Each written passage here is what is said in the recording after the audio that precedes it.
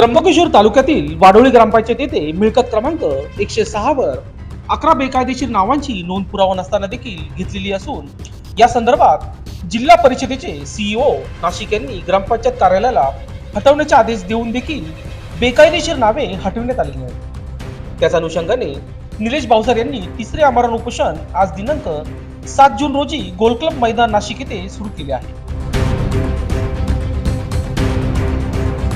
त्याबाबतचे निवेदन नाशिक जिल्हा परिषदेच्या उपअधिकारी वर्षा पडोळ यांना दिले आहे। या आंदोलनात निलेश भास्करराव भावसर त्यांच्यासोबत त्यांचे सहकारी गोरख निंबा महाले, चंद्रकांत अशोक महाले, सतीश काशीनाथ खिल्लारी हे करीत आहे। या उपोषणावर जिल्हा परिषदेचे अधिकारी काय भूमिका घेतात हे बघणे महत्त्वाचे ठरणार आहे।